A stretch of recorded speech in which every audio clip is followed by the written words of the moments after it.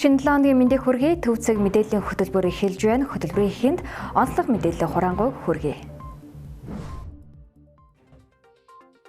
Засгийн газар стратегийн ордын өгөөжийг хуульчлахар бодлоо. Инфляц 2 оронтой тоонд орлоо, харин эдийн засгийн халалт бодит эрсдэл болов.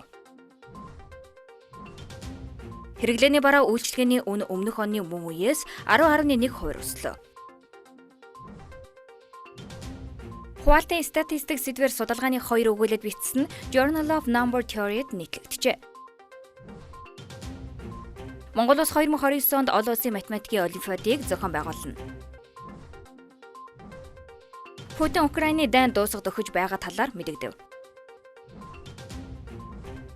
Америк нэгдсэн улсын санал өгсөн Ираны хариуг хүлээн зөвшөөрөх боломжгүй гэв. Трамп энэ сарын 13-наас 15-ны өдрүүдэд бүгд найрамдах хятад ард улсад айлчлана. Засгийн газар стратегийн орд эзэмшигч компаниудтай нэг бүрчлэн хилэлцээ хийх, өмнөх арга барилаас татгалзаж, уул уурхайн өгөөжийг хуульчлах шинэ бодлого руу шилжихээ мэдэгдлээ. Энэ нь баялагын хойрлолт, хөрөнгө оруулалтын орчны тэнцвэрийг зэрэг хадгалах том сорилтыг дагуулж байна. Монгол улсын эдийн засгийн гол маргаан дагуулдаг сэдэв болох стратегийн ордуудын өгөөж баялагын хойролтын асуудал энэ 7 хоногт дахин улс төр эдийн засгийн анхаарлын төвд орлоо. Ерөнхий сайд Нэм усрын учрал стратегийн орд эзэмшиж аж ахуй нэгжүүдийн төлөөлөлтөд уулзаж төрийн зүгээс баримтлах шинэ хандлагыг танилцуулсан нь уул уурхайн бодлогын дараагийн үе шат эхлэж буй тохио боллоо. Өмнөх засгийн газрууд стратегийн орд эзэмшигч компаниудтай нэг бүрчлэн хилцээ хийж төрийн эзэмшил, өгөөжийн асуудлыг кейс бүрээр нь шийдэхийг оролдож ирсэн. Гэвч энэ арга барил нь цаг хугацаа алддаг, улс төрийн нөлөөлөлд дагуулдаг, компани хооронд ялгууртай нөхцөл үүсгдэг гэх шүүмжлэл тасардаггүй байлаа. Харин энэ удаад засгийн газар нэг компанитай нэг өрөөнд тохиролцоо өгөх загвараас татгалзаж, ашигт малтмалын тухай хуулийн шинжилсэн найруулгаар асуудлыг системийн түвшин шийдэх байр суурь илэрхийллээ. Монголчууд одоо өөрсдийнхөө санхүүгийн мэдээлэл гаргаад бид нар их хурлд танилцуулаад их хурлын тогтоолоор төрийн эзэмшлийн 34%-ийг тусгай хамнаатаар орлуулсан. Дээрээс нь өсөн нэмэгдэх хамнаатыг тооцож байгаа. Ингээд энэ бол их хурлын бүр. Ингээд тусгай хамнаатаар орлуулсан хэсгийг хаана хуваарлах вэ гэдгийг шийдэхийн тулд тухайн үед ашигт малтмалын хуулинд өөрчлөлт оруулсан. Ингээд ашигт малтмалын хуулинд өөрчлөлт оруулсан үндсэн дээр төрийн эзэмшлийн хувь хэмжээг хамнаатаар орлуулсан тэр орлуулсан хэсэг нь бол шууд баялагын сан руу хуваарлагддаг ийм л зохицуултыг хийсэн. За ингээд бид нар тузд нь нэг вето хэрэгтэй нэг төлөөлөл байна. Төрийн төлөөлөл төр болны тодорхой 10% эзэмшил. Тэгээд төрийн эзэмшлийн 34-ийг хамнаатаар орлуулна. Бүтээгдэхүүний үнийн хэлбэлтлээс юм рейнж тогтоогоод роялти одоо тусгай хамнаат хийгээд өгөхөр тэгш нэг үнийн хэлбэлтээс шалтгаалаад өснө нэмэгдэх хамнаат тооцогдоод ингэ явж байгаа. Тэгэхээр яг энэ жишгийн дагуу бол явах нь хамгийн зөв зарч байна. Тэгэхгүй бол ирээдүйд ногдлаш шиг ингээ хуваарлагддаггүй. За тэгэл одоо өнгөрсөн хугацааны сургамжийг харахад бол менежментийн төлбөрөөс гадна одоо ингээд урсгал зардлаа нэмдэг, зардлаа нэмдэг, тэгээ ямар ч үр дүн алгаа гэх. Ийм л одоо тодорхой асуудлууд бол бидний өмнө үүсдэг. Өөрөөр хэлбэл төр одоо хувь эзэмших хэсгээс илүүтэй өгөөж гэх ойлголтыг хуульчлахыг зорж байна. Энэ нь уул уурхайн салбар дахь бодлогын фокус өөрчлөгдөж буйг илтгэж байна. Өмнө нь төр хэдэн үе эзэмших вэ гэдэг дээр төвлөрдөг байсан бол одоо иргэд яг ямар өгөөж хүртэх вэ гэсэн асуулт руу шилжиж эхлэж байна анзаарэгдэв. Гэхдээ энд хамгийн чухал сорилт нь өгөөжийн ойлголтыг хэрхэн тодорхойлох вэ гэдэг асуудал. Ерөнхий сайд Нэм усрын учрал эдийн засгийн өгөөж, нийгмийн өгөөжийг хуульд наривчлан тусгана гэж мэдэгдсэн бодлогын хувьд зөв чиглэл боловч практик дээр маргаантай сэдэв хэвээр байна. Учир нь уул уурхайн компаниудын хувьд амнат, татвар, ажлын байр, экспорт, дэд үтс зэрэг бүгд өөр хэмжүүртэй өгөөжүүд юм. Төрийн ордонд болсон уулзалтад Energy Resource, Ачид ихт, Борог Gold зэрэг томоохон компаниудын төлөөлөл оролцсон нь хувийн хвшил энэ асуудлыг нээлттэй хэлэлцэхэд бэлэн байгааг харууллаа. Ялангуяа Ачид ихтийн захирал, Понцгийн цагаан, ижил төрлийн олборлол хийдэг компаниуд өөр амнат төлж буй жишээг дурдж, тогтолцооны шудраг байдлыг хүндсэн нь уул уурхайн салбарын бодит асуудлыг ил гаргав. Эндээс арга засгийн газрын өмнө 2 том сорилт зэрэгцэж байна. Нэгдүгээрт стратегийн ордоос иргэдэд хүртэх өгөөжийг нэмэгдүүлэх улс төрийн хүлээлт. Хоёрдугаарт хөрөнгө оруулагчдад ойлгомжтой, тогтвортой, урьдчилан тооцоолох боломжтой эрх зүйн өнгөчнийг хадгалах эдийн засгийн шаардлага. Эцэст нь дүнхэд стратегийн ордын асуудлыг нэг бүрийн хэлэлцээнээс гаргаж, хуулийн түвшин шийдэх, засгийн газрын орлого нь урт хугацаанд тогтвортой бодлогын орчин бүрдүүлэх боломжтой. Гэвч өгөөж их ойлголтыг улс төрийн ураа бус эдийн засгийн бодит хэмжүүрээр тодорхойлж чадах хэсэг нь энэ шинжилгээний гол шалгуур болж байна. 2026 оны 4-р сард хэрэглээний үнийн өсөлт 10.1% хүрч сүүлийн 2 жилийн хугацаанд анх удаа 2 оронтой түвшинд шилжлээ. Мах хүнс шатахуун болон импортын барааны үн нэмэгдсэн нь өрхийн худалдан авах чадварт тодорхой хэмжээнд нөлөөлж эхэллээ.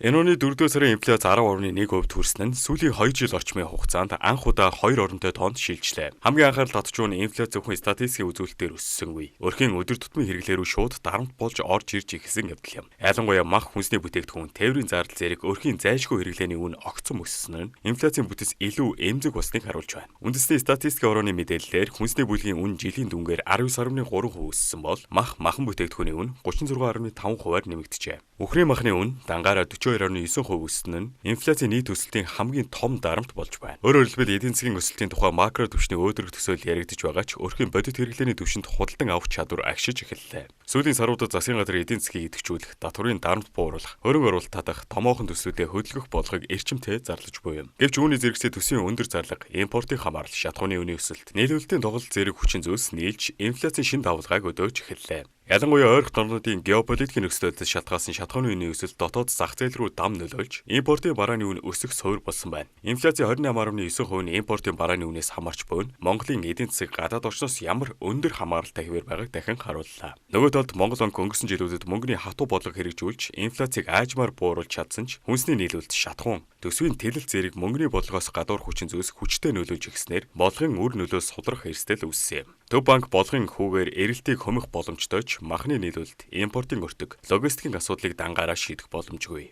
Эдийн засгийн хамгийн том сорилт одоо өсөлтөө хадгалах уу, инфляцаа барих уу гэсэн сонголтын цэг дээр ирж байна. Хэрв төсвийн урсгал зардал өндөр хэвээр үргэлжиж зах зээл рүү их хэмжээний мөнгөн урсгал нийлүүлсээр байвал инфляц богино хугацаанд дахин саарахгүй байх эрсдэлтэй. Харин эсвэргээрээ мөнгө төсвийн бодлогоо зэрэг чангалуул эдийн засгийн өсөлт саарч бизнесийн идэвхжил хомигдох дарамт үүснэ. Тиймээс одоогийн нөхцөл инфляцийг зөвхөн үнийн өсөлт гэж харахаас илүүтэй эдийн засгийн бүтцийн эмзэг байдлын дохио гэж харах шаардлага үүсэж байна. Ялангуяа хүнсний нийлүүлэлт, логистик, шатхууны хараат байдал, импортын төвлөрөл зэрэг суур асуудлаа шийдэхгүйгээр инфляцтай урт хугацаанд тогтвортой тэмцэх боломж хязгаарлагдмал хэвээр үлдэх төлөвтэй байна.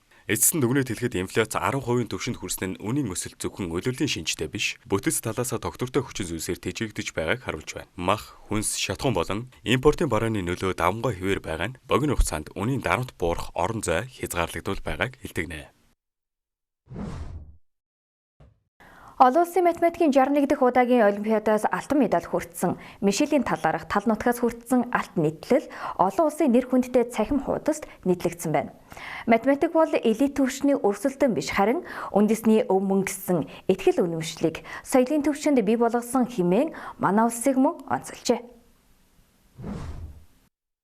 Олон улсын математикийн олимпиадын сонин сайхан болон математик физикийн шинжлэх ухаанд онцгой үүрэг гүйцэтгэсэн эрдэмтэд тэднийг залгамжлан гарч ирж буй шинэ залуу үеийн авьяаснуудыг танилцуулдаг Education Reform Center Facebook хуудсанд Америк нэгдсэн улсын хамгийн алдартай сургуулиудын нэг MIT-д суралцсан Монгол оюутан залуу математикч Отхон Баярын Мишелийн талаар тал нутгаас хүртсэн алт нэртэй сонирхолтой нийтлэл нийтлэгдэжээ. Асар их хөрөнгө мөнгөний хүчээр математикийн аваргуудыг үйлдвэрлэдэг улс орнууд бий. Монгол бол Европ төвтэй адилхан өвлөгдөн математикийн уламжлалгүй, Ivy League-ийн сургуулиудтай адил сургалтын бэлэн тогтолцоогүй, хэдэн зуун жилийн настай эртний сургуулиудгүй улс юм. Гэсэн хэдий ч сардахлын үеэр тэрээр Монгол улсын түүхэн дэх олон улсын математикийн 4 дахь алтан медалийг эх орондоо авчирсан юм. Мишель MIT-д математик ба компьютерийн шинжлэх ухааны чиглэлээр суралцаж, физикээр давхар мэрэгшиж эхэлжээ. Энэ нь ахлах сургууль байхдаа 2 олимпиадад зэрэг оролцож байсан үеийнх нь оюуны үлсгэлэнгийн үргэлжлээд байв. 2022 оны 100 Мишель Виржиниагийн бакалаврын төвшний судалгааны хөтөлбөрт оролцож, хуваалтын статистик сэдвээр судалгааны 2 өгүүлэл бичжээ. Тэдгээрийн нэг нь олон улсад нэр хүндтэй хатуу шүүлтүртэй Journal of Number Theory сэтгүүл нийтлэгдэжээ. Монгол улс 2029 онд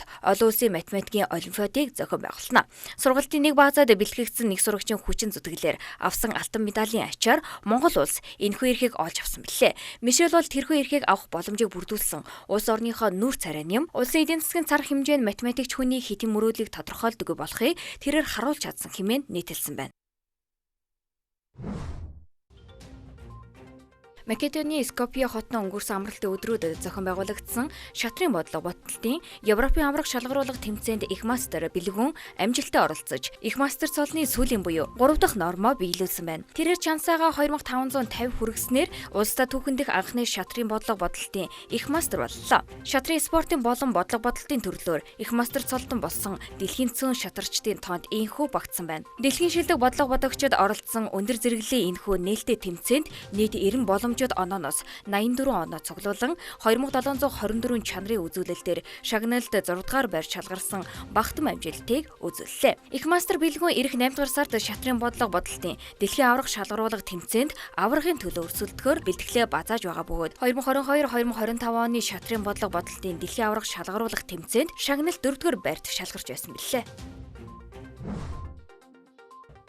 Байгаль орчин уур амьсгалын өөрчлөлтийн сайд сандаг очоор Rio Tinto Group-ийн Монгол дахь үйл ажиллагаа эргэлсэн захирал Амар Жаргал, оюу толгой хязгаарлагдмал хувьцаат компани гүйцэтгэх захирал Мөхсөх нарыг хүлээн авч уулзсан улс бохирдуулсны төлбөр төлөхтэй холбоотой үүссэн асуудал, газрын нөхөн сэргээлтийг сайжруулах, COP17 хурлыг дэмжиж хамтран ажиллах талаар санал солилцлоо. Уулзалтаар дээрх үүсэт байсан асуудлыг талууд харилцан ярилцаж, шийдвэрлэхээр тохирсныг тус яамнаас мэдээллээ. Татварын ерөнхий газрын нэхэмжлэлээр оюу толгой хязгаарлагдмал хувьцаат компанид холбогдуулсан ус ашигласны төлбөр, үндэсний аудитын газрын алба шаардлагын дагуу 4.8 тэрбум. Усны газраас энэ оны 1-р удирлын байдлаарх 1.5 тэрбум төгрөг болон 2022, 2023, 2024, 2025 онд ус бохирдуулсны төлбөр төлөгдөөгүй өнөө хүрснийг ийхүү эцэслэн шийдвэрлэхээр болжээ.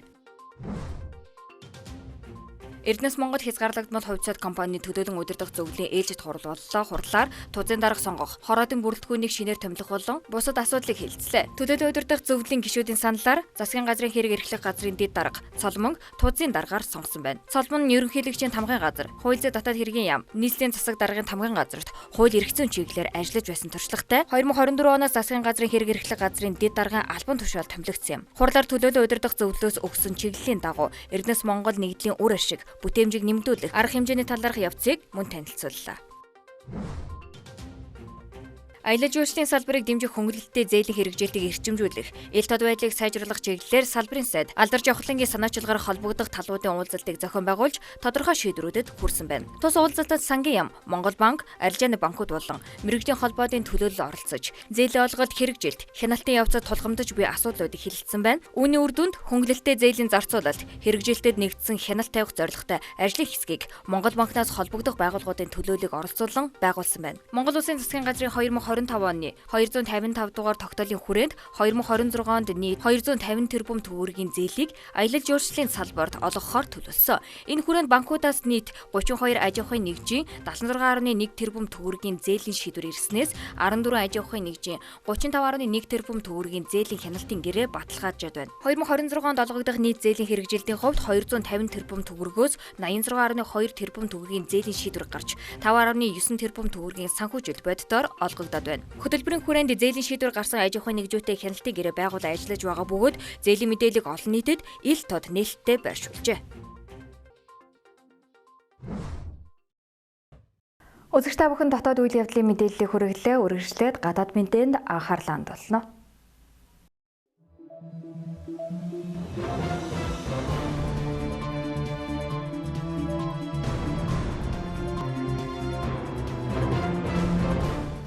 Үзэгч та бүхэнд шинэ 7 хоногийн мэндийг хүргэе. Төвцөг мэдээллийн хөтөлбөр олон улсын мэдээгээр үргэлжилж байна. Өнгөрсөн бям гарагт Оросын албаны улсын нийслэл Москва хотын улаан талбайд агуу их орны дайны ялалтын баярын 80 жилийн ойд зориулсан арга хэмжээ цомхон хэмжээнд суурь дулаан багтаа болж өнгөрлөө. Заван гарснаас хойш Украины агаарын цохилт, ялангуяа дроны довтлохоо эрчимчсэний улмаас энэ жилийн цэргийн жагсаалд зэвсэг техник оролцуулалгүй мөн харьцангуй богино хугацаанд буюу ердөө 45 минутын хугацаанд парадыг зохион явууллаа. Түүнчлэн өмнөх жилүүтэй харьцуулахад цөөн тооны буюу Беларусь, Казахстан, Узбекистан, Лаос, Малайз улсын төр засгийн тэргүүнүүд ирж оролцлоо. За Оросын албаны улсын ерөнхийлөгч Владимир Путин жагсаалыг нээж хэлсэн үгэндээ Украинд хийж байгаа цэргийн тусгай ажиллагааг зөвтгөж НАТОг буруутгасан мэдэгдэл хийсэн бол парадын дараагаар сэтгүүлчдтэй уулзах үеэрээ Украины дайн дуусах төхөж байгаа хэмээн мэдэгдсэн юм а. Тэрээр урт удаан хугацааны энхийн хэлэлцээрийн талаар эцэслэн тохиролцсон нөхцөлдөл 3 дахь оронд Зеленскийтэй уулзалт хийх боломжтой гэд дайныг зогсоох энхийн яриа хэлэлцээний зуучлагч Германы канцлер асан Герхард Шрёдер байх боломжтой талаар хэлсэн нь олонний анхаарлыг татаад байгаа юм. За 1998-аас 2005 оны хооронд холбооны бүгд найрамдах Герман улсын канцлерийн албыг хашсан өдгөө 82 настай Герхард Шрёдер нь Владимир Путиний эртний найз бөгөөд Оросын төрийн өмчөд эрчим хүчний компаниудад ажилладаг байсан Герхард Шрёдер одоо хүртэл Путинтэй ойрын харилцаатай хэвээр байгаа юм а. За Германы эрх баригчид Путиний энэхүү саналыг анхааралтай авсан ч үүнд маш болгоомжтой хандах хэрэгтэй талаар тус улсын албаны их сурвалжууд мэдээллээ. Дараагийн мэдээг хүргэе. Ойрох дорнуудын мөргөлдөөнийг бүр мөсөн зогсоох асуудлаар Америк нэгдсэн улсын зүгээс тавьсан саналд Ираны эрх баригчдын өгсөн хариуг Америк нэгдсэн улсын ерөнхийлөгч Дональд Трамп бүхэлд нь хүлээн авах боломжгүй хэмээн мэдэгдлээ. За Трамп Ираны өгсөн хариу сэтгэл дундуур байгаа бөгөөд үүнийг огт хүлээн зөвшөөрөхгүй гэж өөрийн нийгмийн сүлжээний хуудасаараа дамжуулан мэдэгдлээ. Америкийн талаас санал болгосон эхийн зохицуулалтын саналд Иран Пакистанаар дамжуулан хариу өгсөн бол Трамп мэдэгдэлтэй ямар хариу ирсэн талаар дэлгэрэнгүй мэдээлэл хийгээгүй байна. Харин Америк нэгдсэн улсын илгээсэн саналд дайныг зогсоох, Ормозын хоолойг нээх, Ираны цөмийн хөтөлбөрийг хязгаарлах нөхцлүүдийг тусгаж, ялангуяа Ираныг цөмийн объектуудаа буулгахыг шаардсан бол Иран эрс татгалтсан гэж хэвлэлүүд мэдээлээд байна.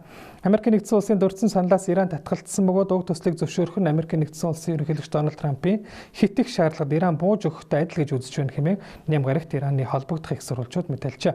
Мөн Ираны зүгээс ураны баяжуулалтаа төр зогсооход бэлэн байгаа хэдий ч Америк нэгдсэн улсын шаардж байгаа шиг 20 жилээр зогсоохгүй гэсэн байр суурийг илэрхийлээд байна. За Ираны талаас Иран тавьсан хориг арга хэмжээг цуцалж Ираны зарцаагдсан хөрөнгийг чөлөөлж Америк нэгдсэн улсаас дайны нөхөн төлбөр авах, Ормозын хоолой бүр ирэхээ баталгаажуулж, Ливаныг оролцуулаад бүх фронт дээр дайныг зогсоох, ачаа тээврийн аюулгүй байдлыг баталгаажуулах зэрэг хариу саналыг Америк нэгдсэн улсад тавьсныг Тегераны төв телевиз мэдээлсэн байна. Хэрвээ Ираны эрх баригчид Америкийн саналыг хүлээж авахгүй бол Америк нэгдсэн улс цохилтоо өргөжлүүлэхийг Дональд Трамп өмнө нь анхааруулж байсан учраас ийхүү ойрын үед дайн дахин сэргэж болзошгүй нөхцөл байдал үүсэж байна. Сүүлийн мэдээг хүргэе. Энэ сарын 13-наас 15-ны өдрүүдэд бүгд найрамдах Хятад ард улсын дарга Ши Жинпиний урилгаар Америк нэгдсэн улсын ерөнхийлөгч Дональд Трамп Хятадд ажиллахаар болоод байгаа талаар бүгд найрамдах Хятад ард улсын гадаад хэргийн яамнаас мэдээллээ. За энэ нь Америк нэгдсэн улсын ерөнхийлөгч 2017 оноос хойш Хятадд хийж байгаа анхны ажиллал болох гэж байна. Трампын хувьд өнгөрөх 4-р сард Хятадд ажиллах ёстой байсан боловч Ираны дайны улмаас ажлыг хойшлуулан ийхүү энэ 7 хоногийн 5 гарагт Бээжинд хийх ажлаа эхлүүлж Хятадын удирдагч Ши Жинпинтэй пүрэв гарагт уулзсан Ираны дайн, Орос Украины мөргөлдөөн зэрэг бүс нутгийн аюулгүй байдлын тулгымдсан асуудлууд мөн хоёр талын худалдааны маргааныг зохицуулж эдийн засгийн хамтын ажиллагааг өргөжүүлэх зэрэг хэд хэдэн асуудлаар хэлэлцээ хийхээр болоод байна. Үүнээс гадна хэлэлцээний хамгийн гол сэдвийн нэг болох Америк нэгдсэн улс Хятадын харилцааны хамгийн эмзэг асуудал буюу тайваны асуудал багтаж байна. Түүнчлэн их сурвалжуудын мэдээлж байгаагаар талуудын хооронд агаарын тээвэр, хөдөө аж ахуй, эрчим хүч, сансар судалтын салбарт хамтран ажиллах гэрээ хэлэлцээр байгуулагдаж магадгүй байгаа юм а. Цагаан ордны хэвлэлийн нарийн бичгийн даргын орлогч Анна Келли энэхүү ажлыг хоёр орны харилцаанд асар их ач холбогдолтой хэмээн онцолж энэ оны сүүлээр Хятадын удирдагчийг харилцан ажлын хүрээнд Америк нэгдсэн улс хүлээн авахар төлөвлөж байгааг мэдэгдсэн байна.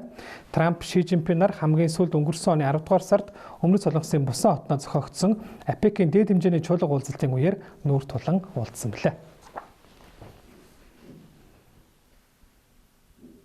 Та бүхэнд гадаад мэдээ хүргэлэн анхаарлаа хандуулсан баярлалаа.